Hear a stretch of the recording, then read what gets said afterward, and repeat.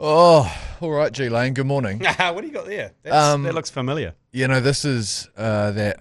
Actually, no, you can tell me what this is. Okay. Well, just to describe for those who are listening. Yes. It is a pillow in the shape of a cock and balls, and it's mine. I drew a picture of my own and Sexual Wellbeing New Zealand when they relaunched from family planning to sexual wellbeing New Zealand. They kindly approached me and said, "Hey, if you want to draw your downstairs, we'll turn it into a pillow." Yeah. And this is what you've drawn them, was it? Okay. And it was Comfort Bits, and it's blue. It's quite chody. It's got a purple head. It's probably about 60 centimeters. Your downstairs looks a lot like Blue's Clues. Like the shape of the ears and everything, and there's a couple of pubic because they were bits on it. Very detailed. The person who recreated it, if you look at the picture I drew, it's because you know how if you draw a cock and balls and you do a couple of straggly pubes, that's what they did. So yes, they took that very literally. Yeah, so I think Jerry also had his done, didn't he? Yes, his was very long and skinny. Yeah, well, he's famously running a massive pencil. Yeah, it was long and thin. But the reason I brought this in today, G Lane, is because over the last couple of days on the podcast, we've been talking a lot about the dilly chucking. The dilly chucking during the WNBA, and I was wondering if you've ever considered taking your phallic pillow down to the North Shore netball courts. Down to Northcote there. Maybe giving it a hit onto the court and just see what happens. Like if you threw this on the netball court, what would ensue, do you think? Holy shit, all hell would break loose. Like if I went out to my under 12s, my daughter's under 12s netball, who's playing tonight, by the way. Oh. And fantastic timing. And hiffed it into the middle of the court. Fuck, they'd call the police, I reckon. Yeah, and actually now that I have suggested it, maybe rightfully so. The netball mums, it certainly won't be on their risk register. No. Because they've got clipboards and they've got a lot of things on the risk register. Mainly on there is men. Yep. And what they're up to, i.e. standing in the wrong place, putting their umbrellas are probably quite high on the list.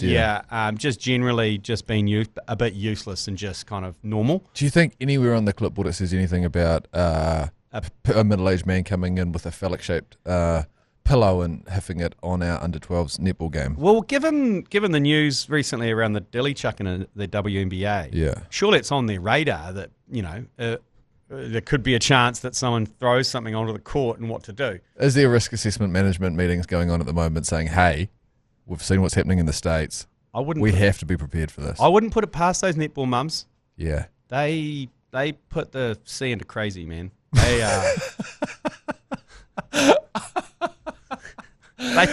They do, don't they? Yeah, and there's only one more match left in the season, so I can say that without prejudice of being, strung up. If this is the last game of the year, one more after the next week, which I got one more chance.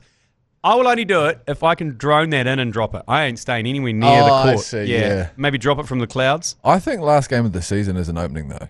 Because to throw a dad whose daughter is on the court, who's 11 years old, I'm throwing a cock pillow on them. Yeah, I'm not going to suggest this idea too hard because it's going to come back to bite me if you do it, and it's not a great look for me. How about I do it at Tony Street's Daffodil Day celebrity netball game? Now we're talking. I think that's we're talking. I feel better about that. Yeah, I think that's probably more age appropriate. Yeah. I think that's more age appropriate. That's coming up to a part of the donation station, whatever's going on at the end of the month. We're doing that again, aren't we? Day. Apparently. I can tell my cancer story again. That'd be great. Yeah, please do. Yeah, I might mix it up a bit. The only thing is, it makes me feel a bit bad, your cancer story. I might mix it up and say I die.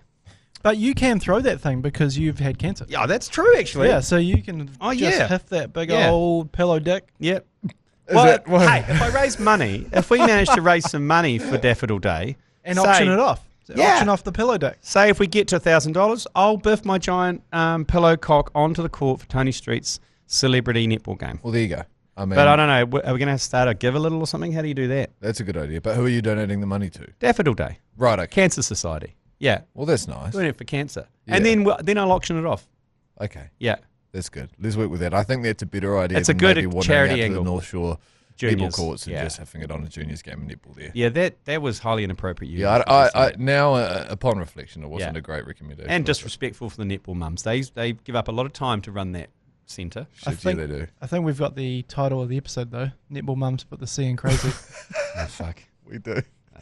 Intro the podcast, for God's sake. We've got a lot of sport to talk about today. Live from the Export Beer Garden Studios, this is the Agenda podcast for Wednesday, the 13th of August. The Agenda Podcast, the home of sporting nonsense and claptrap. Brought to you by Export Ultra. Hey, the Birmingham Phoenix in the one, what is it called? The 100, the Hundy? The T100? The 100. Triathlon? It's called the 100 in the UK because it's 100 balls. Right, are you sure about that? Yeah, I'm sure about that because it adds up to 100. If you missed yesterday's episode, the T100 is called Triathlon 100 because it's over 100 kilometres. Yeah, which I only just figured out in the room after going deep on it for about 2.5 hours prior to yesterday's recording. I missed that part of the DT. 80-kilometre bike. Yeah. 18 run and then a 2 swim. Yeah. That does, That's why it's called T100. Anyway, the T100 cricket. It's just called the Hundy. Oh, okay. It's It's just called the Hundy. But they got a hell of a bowling lineup in the Birmingham Phoenix team. Starting off with Lovely Trenty. Yes. Okay, so in the first game, Lovely Trenty, 20 balls, 2 wickets. Adam Milne opening up with Lovely Trenty. He bowled his allocation, got 2 for as well. Tim Southey. And right, okay. I see what's going on here.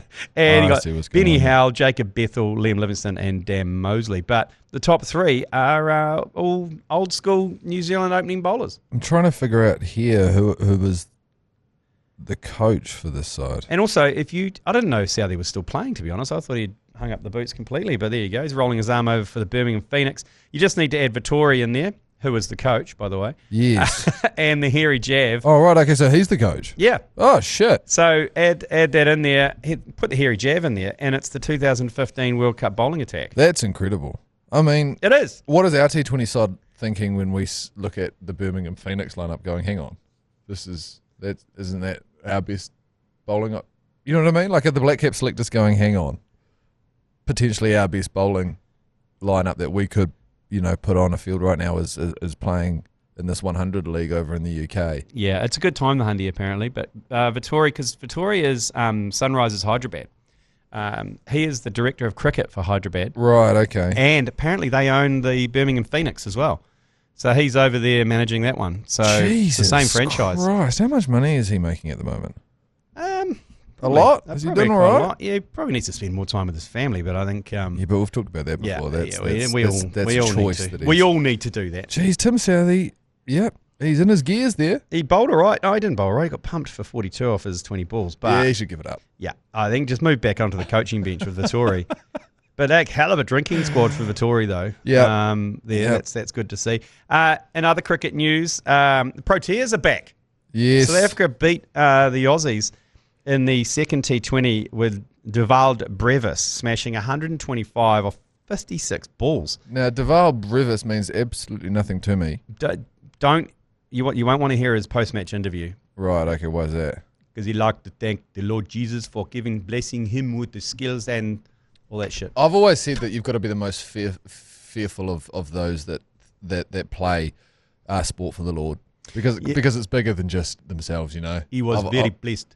Okay. Yeah, blessed to play and have the skills to play for South Africa. I think that's terrifying when people are putting their abilities up to Jesus and God. I think that's when you have to be scared of athletes. And Devald Brevis, 125. He beat I think De Villiers' record, actually, the highest score in a T20. They scored 218. It's hefty. And Aussies bowled out for 165. The Aussies suck on that. Just squeezed in that first T20.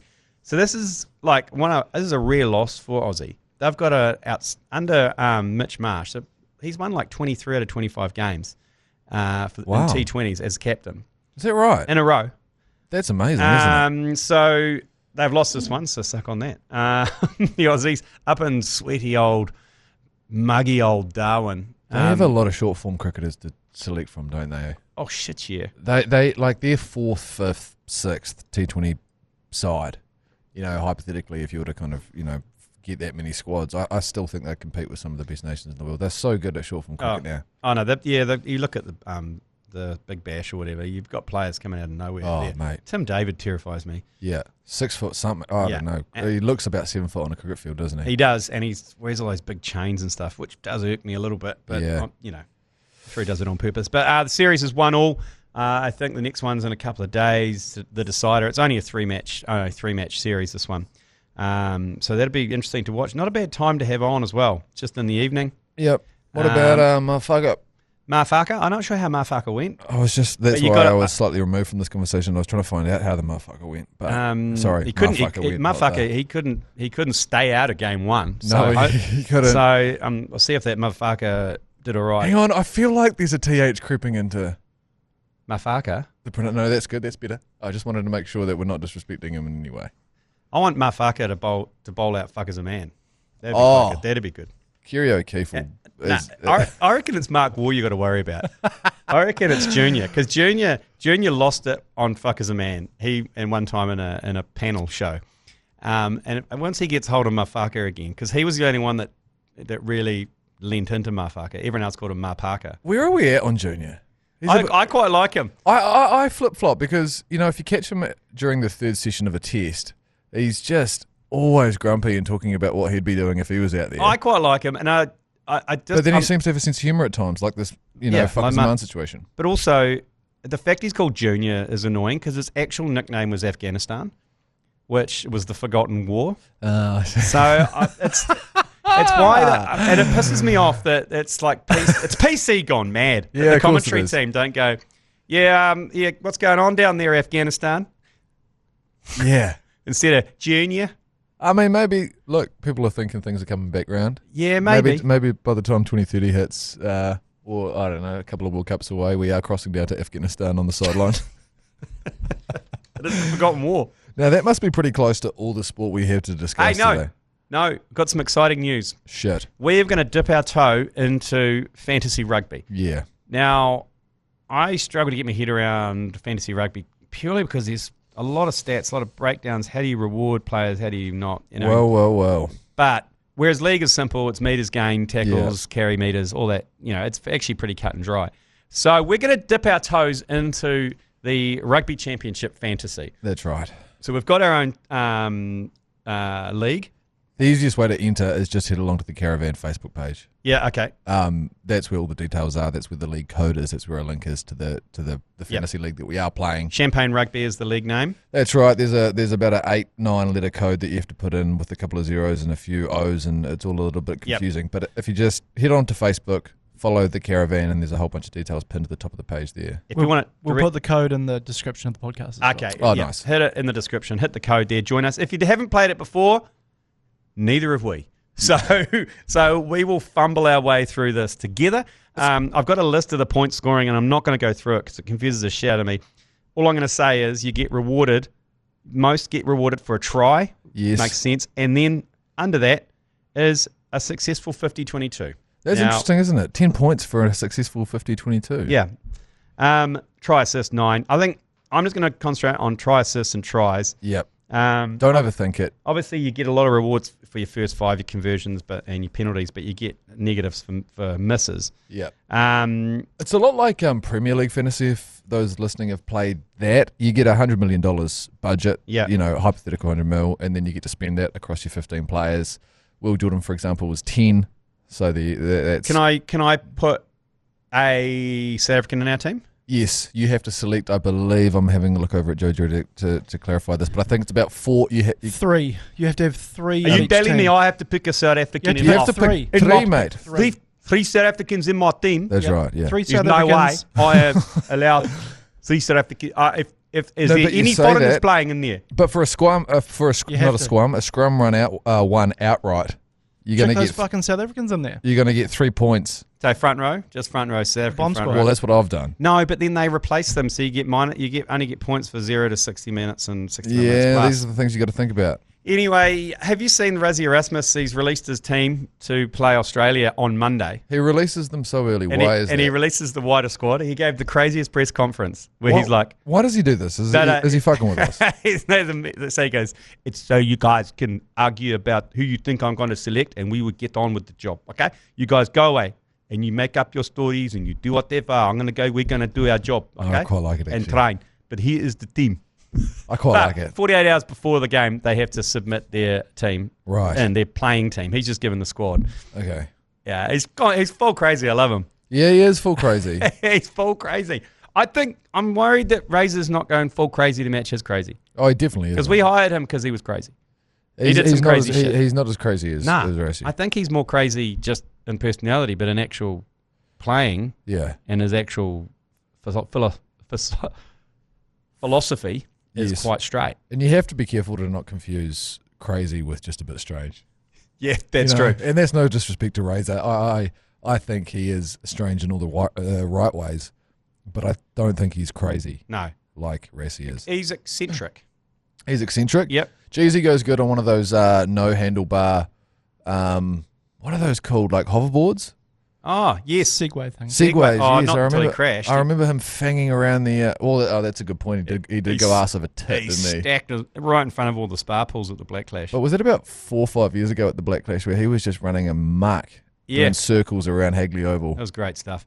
Was it Hagley? I don't know. Getting a photo with every Bay single person. Bay Oval. It was the Bay Oval. Yeah, so... But he does go well on a hoverboard, if anyone was wondering. So there you go. So we're going to... the league name's Champagne Rugby. Like I say, go to the Caravan. If you want to get to the Caravan directly, text Caravan to 3236 and join that inner circle.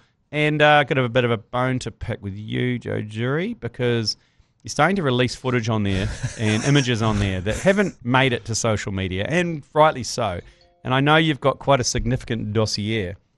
And I got Paul Ford got in touch with me yesterday, and he said, what about? Yeah, let me finish.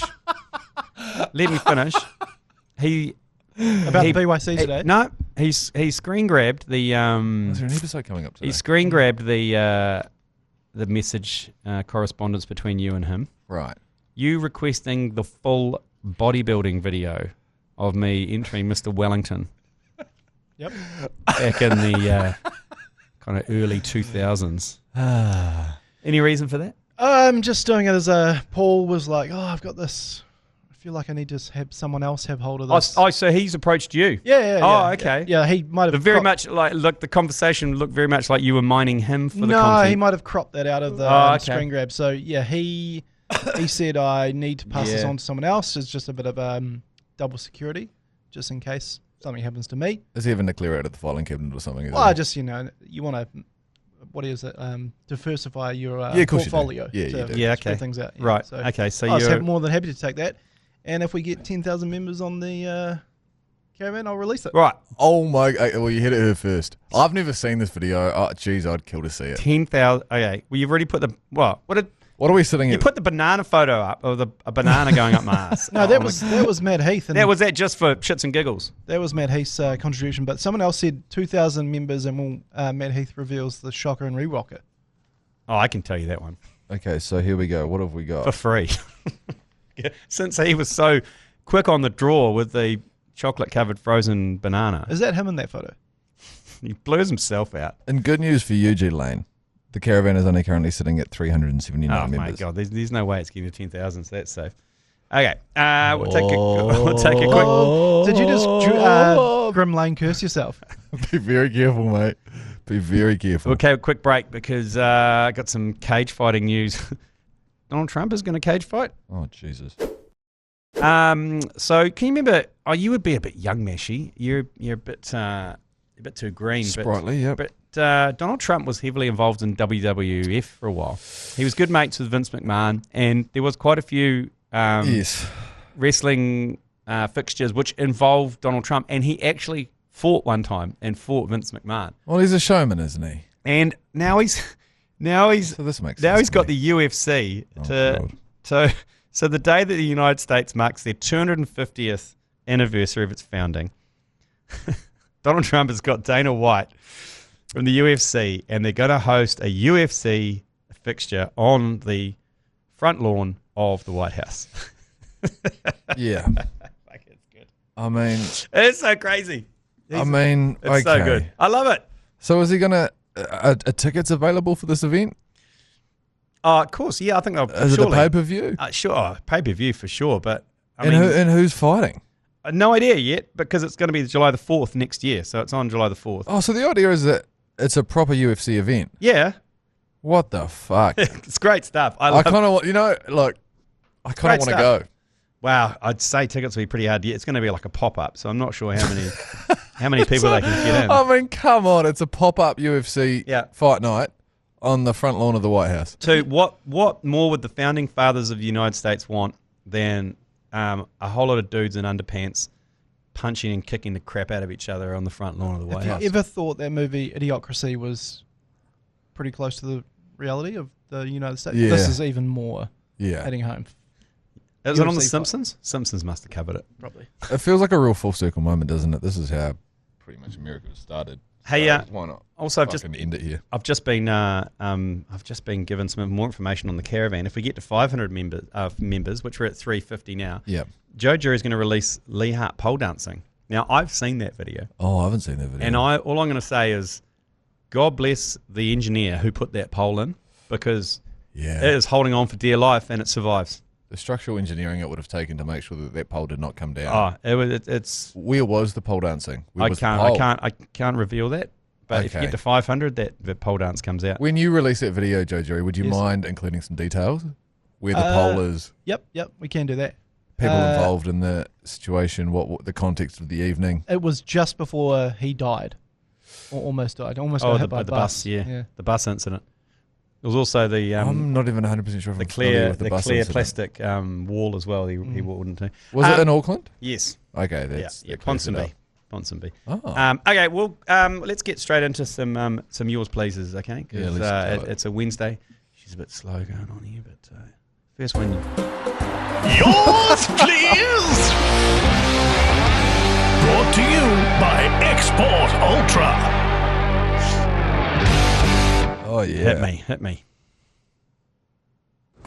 G'day, Tom from Christchurch here, reporting live from the New World Car Park, waiting for my groceries. I've recently been falling down a bit of a YouTube rabbit hole of watching celebrities throughout the first pitch. And it got me thinking we could probably do something similar here with the sports that we have and the stars that we have in Aotearoa. Which then led me to thinking we could probably get that fuckwit David Seymour to do just about anything. Take a tackle from a warrior, face Trent Bolt in the net. Keen to hear your ideas on how we can punish David Seymour with this idea. God bless Seymour. Hey, Seymour. He does put himself out there and he doesn't care. You know what I mean? There's a lot of people that wouldn't do it because they don't want to look stupid, and he doesn't mind looking stupid. The only involvement I've ever had with David Seymour in a sporting capacity is the Chasing the Fox event. Oh, yeah. He's the only golfer I've ever seen approach the first tee box holding his girlfriend's hand. It's an unusual move. You took the words right out of my mouth. That's how he likes to approach the tee box. Yep. He's up for some self-humiliation, isn't he? Yeah, he is. I think. But looking at or maybe he's not really sure that he's being human. I don't know. He doesn't care. I don't think he's got any sort of EQ that he cares. So it's. But the point that follow-up question though on the New World St Martin's New World, because that's the best New World. Also waiting to pick them up, so he's a click and collect guy. Oh yeah, but the way he spoke, he did sound a little bit like a click and collect guy. It was a concise message. Yeah, Makes sense to me. But his suggestions were take a tackle on something. I don't think they were going to do that. I think in a rugby game, they make a little kid come out and give them the ball, which is pretty lame. Yeah. I think you should probably get, like you were saying, get someone out and they have to take a 40-metre penalty kick from in front. Yeah. That would be quite good. That would be a great idea. Yeah. From the beaver spot. So they yeah. have to take it from the beaver spot every game. The beaver spot. Yeah, from the beaver spot. Yeah. We used to have shaved from the beaver spot. Well, yeah, thanks, maybe the beaver spot should be shaved into every single ground in New Zealand. Yeah. Like a little kind of 1 metre diameter spot. Landing strip, say. Yeah, it's just called the beaver spot. Triangle or something, like a triangle pointing at the post. Yeah. That would be spot on. Like there's, you know how at Eden Park you've got the painted Grant Elliott seat. Yes. Yep. Where the 6 got hit. Yeah. And you got every ground you had the beaver spot. Yep. Not shaved, perfectly shaved. That's right. But also cricket could just be bowl the first ball. I mean, you just bowl it, the keeper catches it. On the Old Matt and Jerry show, we had an idea for a halftime entertainment segment which you could use for this, and it was putting C's on their back with Kieran Reid, and it was just people come out and you pop them a short ball, and we were ahead of our time. It was pretty much just run it straight, but with Kieran Reid, and he'd just drop the shoulder, put a C on their back, and then next one, next. So you could do that maybe before the kickoff for rugby. Look, God, imagine the uproar, imagine the outrage from people who don't actually go to any of these games being upset with that. They would hate it. Meshy, so they would hate it. Yeah, that's not a great idea. Yeah. Why don't we do it with? But you could do it with a cricket ball. You just could do that. Yeah, just have a bowl. Yeah. They wouldn't let you use the new ball though. They'll be upset about you getting the first cherry. You'd have to just maybe a ceremonial ball. And then you might get a how to dad situation where, Well, that's the thing. Have you seen some of the pictures? Have you seen some of the? Have you seen 50 Cent? 50 Cent's pitch. He shamed. I know he's been shot 12 times, but there's no excuse for throwing like a complete and utter nonce. And Carly Rae Jepsen is another one that just threw it basically into the crowd. Carly Rae Jepsen. Yeah, there's some shockers. But I think that's important that they're shockers. Like I want someone to slip over. You need a shocker, don't you? I want someone to slip over on the beaver spot and just duff it. There's so many connotations. Next one. Hey, fellas. Yeah, mate. Listening to the potty. I do believe I could send you a photo of my face to match the voice. Oh! And to you saying I should get into broadcasting. No, I fucking hate talking to people. And I hate the sound of my own voice on recording. So no, I don't think that's for me. I'll just stick to being a grease monkey, thanks. Anyways, love yous, fuck yous. So that there is the voice of a 17-year-old mechanic from the Deep South. Yes. And then we have seen a photo. Well, he did send us a photo. Passed it around the office to the young ladies in the office who tried to pick age. Yep. What did they go for?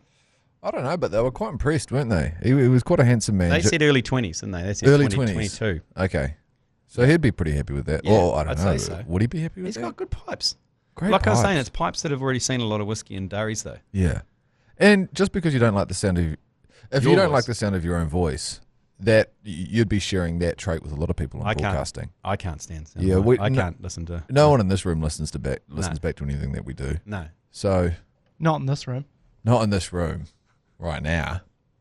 No one listens back. No. So you wouldn't be alone is what I'm saying. So, anyway. so don't rule it out. Yeah. You're a great grease monkey, but don't rule out broadcasting. Yeah. Okay, next one, yours please. Blake Jesus Dawson, Christ. 5'10", Blakey. 80 kilos, 3-time cross-country champion, year 9 to year 12. Nice. I'm just thinking, do we have some top trump style cards for like New Zealand sportsmen across all sports? Like something, if we can find a set of 7 or 8 stats we can share across multiple codes, that would then mean that you could have the likes of a Trent Bolt on par with a Ma'anonu across stats. I don't know. Yeah, I don't mind that, Blake. I don't mind that. Yeah, he's onto something. Yeah, I think it goes to like your kind of appearances. Yep. Like how many games you played for your country. But what about a Val Adams, for example? Like you only have but it's in the Olympics once every 4 years. But you look at those top trumps, and it's up to the people with the top trumps, whether the Ferrari beats the Lamborghini or whatever. You know what I mean? But it all depends on the year of the car, the horsepower. Yeah, I'm sure you can do that. Yeah. But one thing that's going to be an issue is when you mix males with females, because I don't know if you know about the Weet-Bix scandal. Oh, I thought you were going to say about private parts. The Weet-Bix scandal it's a scandal in my house because we've got the All Blacks and Black Ferns Weet-Bix cards from, the Black Ferns has only been the last 2 or 3 years, but got them from way back. And we play top trumps with them. Okay. Now, all of the All Blacks have their weight on the cards. Right. The Black Ferns don't. Now, that is tough. The key statistic when it comes to rugby. Weight. Yeah, your weight, your height, your appearances, how many Weet-Bix you eat. So you're not... No, so we can't compare. So when you put them down and you put Ofa Tunga Fussy down. Yeah. And then you you call weight. And then you put down a Black Fern and there's no weight. What do you do? So what do you do? What are you doing? We're not playing anymore. So you can't cross over. So you just have to play separate. You're going to have to play an All Blacks or a Black Ferns game. Yeah. Well, that sucks. Yeah. Why don't they just put weight? Next one. Yours, please. Jesus, listen to you two wounders. Like, oh, get some yours pleases in for the pants man. Yeah, Big Joe. The pants man does what the pants man does. Something for the mums, something for the ladies. Is this the pants man's dad? Yeah, it turns out my wife's watching this podcast on YouTube. Just get him on camera, boys. Like, fucking hell. Yeah, it's true, actually. It's been a while since I've been mocked in such a fashion. Really? They heard that. Did it? Yeah, should you? Okay. Is that what we sound like? A little bit. Maybe we should. It was very in-house as well, because not a lot of people know who Pants Man is. But we'll get him on camera for your missus, and you can probably get lucky. We got one more. Is that your response to that talk back? Okay. Yeah, g'day boys. Just on the topic of things G Lane has killed. They mentioned NCAA last weekend in the Omnibus 8.0. And then on Monday it was announced that NCAA was dead. So add that one to the list. Hey, there it is. You can't just keep going through podcasts looking for things that I say that then get cancelled or killed. I've had people reach out to me saying, "Can you get G Lane to mention this thing on the podcast so it can die?" I've had cat owners reach out. Oh look, saying they don't. I'll name my own cat. Mini. Can Mini please die? Yeah, I hate that cat, but it won't die. I think it's things that you don't. If you want them to die, then they will never die. No. So it's just a casual chat, and I'll mention something, and all of a sudden they'll drop dead. Yeah. Bob Jones. Hulk Hogan. Hulk Hogan. I didn't mention Michael Hill. I mentioned the Hills Golf Course. That was a step. That was a kind of one removed. Yeah. Anyway, we've got a. I didn't mention Peter Lester, so there you go. I didn't kill him. Okay, good for you. Well, that's all the yours pleases. Keep them coming through. We've got an 11 o'clock meeting to get to. We do. It's a very important one. We're going to run through your KPIs, actually. Fuck. Can we record that? Probably be a better, be a better podcast than this. We'll see you later. We'll see you tomorrow. Yo. You've been listening to the ACC's Agenda podcast, brought to you by Export Ultra. For more episodes, like and follow on iHeartradio or wherever you get your podcasts.